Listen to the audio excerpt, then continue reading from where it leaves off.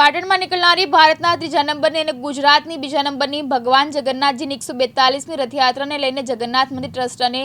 જગન્નાથ ભક્તો સહિત રથયાત્રા સમિતિ દ્વારા રથયાત્રાને અનુરૂપ તૈયારીઓને આખરી ઓપ આપવામાં આવી રહી છે। ત્યારે જગન્નાથ મંદિર ટ્રસ્ટના ટ્રસ્ટીઓએ પાટણ જિલ્લા પોલીસ વડાની સાથે બેઠક યોજી હતી। ભગવાન જગન્નાથ મંદિર ટ્રસ્ટના મેનેજિંગ ટ્રસ્ટી પિયુષભાઈ આચાર્યએ રથયાત્રાની રૂપરેખા આપતા પાટણ જિલ્લા પોલીસ વડા સમક્ષ જણાવ્યું હતું કે રથયાત્રાના માર્ગ પર કોઈપણ પ્રકારની સમસ્યા ન સર્જાય અને કાયદો વ્યવસ્થા જળવાઈ રહે તે માટે પૂરતો પોલીસ બંદોબસ્ત ગોઠવવા સહિત રખડતા ઢોરોની સમસ્યા, માર્ગ પર લટકતા વીજ વાયરો, રથયાત્રાના માર્ગ પરના જર્જરિત બિલ્ડિંગો, કોમ્પ્લેક્સ મકાનો સહિતની મિલકતોની સુરક્ષા માટે વળગતા તંત્રને સૂચના કરવામાં આવી હતી અને સાથે રથયાત્રા દરમિયાન ત્રણેય રથોની પવિત્ર જળવાઈ રહે તે માટે ચાલુ વર્ષે કોઈપણ ભાવિક ભક્તને રથ પર ચડીને પૂજા અર્ચના કરવા દેવામાં આવશે નહીં। સાથે તેઓને પાટણ શહેરના બગવાડા દરવાજા ખાતે ઉમટતી જનમેદનીને ધ્યાનમાં રાખીને ચાલુ સાલે ભગવાન જગન્નાથજીની નીકળનાર 142મી રથયાત્રાના રૂટને રેલવે સ્ટેશનથી ગાંધીના બાવલા, BM હાઈસ્કૂલ, જલારામ ચોક થઈને સુભાષ ચોક સુધી લંબાવવા માટે પણ રજૂઆત કરવામાં આવી હતી અને ભગવાન જગન્નાથજીની 142મી રથયાત્રાને લઈને પાટણ જિલ્લા પોલીસ વડા સાથે જગન્નાથ મંદિર ટ્રસ્ટના ટ્રસ્ટીઓની બેઠકમાં પાટણ જિલ્લા પોલીસ વડાએ ટ્રસ્ટીઓની તમામ રજૂઆતને ધ્યાનમાં રાખીને શાંતિપૂર્ણ માહોલમાં ભગવાન જગન્નાથજીની રથયાત્રા સંપન્ન બને તે માટે પાટણ જિલ્લા પોલીસ તંત્ર તરફથી તમામ પ્રકારના સહયોગની ખાતરી આપી હતી। ભગવાન જગન્નાથની પરંપરાગત 142મી રથયાત્રા 7 જુલાઈના રોજ ભવ્ય રીતે પાટણ શહેરની અંદરથી નીકળવાની છે। તેની તૈયારીના ભાગરૂપ, એની બંદોબસ્તના ભાગરૂપ આજે માનનીય જિલ્લા પોલીસ અધિક્ષકના અધ્યક્ષતા હેઠળ અને જુદા જુદા વિભાગના પોલીસ અધિકારીઓના રૂબરૂમાં એક ઔપચારિક મિટિંગનું આયોજન કરવામાં આવ્યું હતું।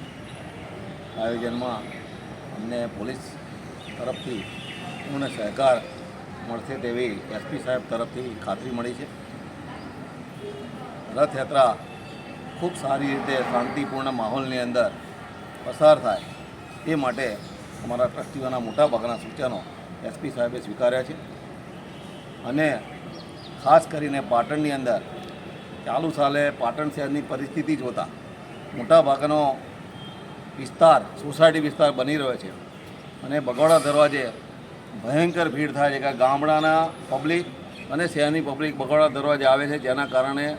અકસ્માતો થવાની સંભાવના છે અને કેટલા ખીસા કાતરુઓના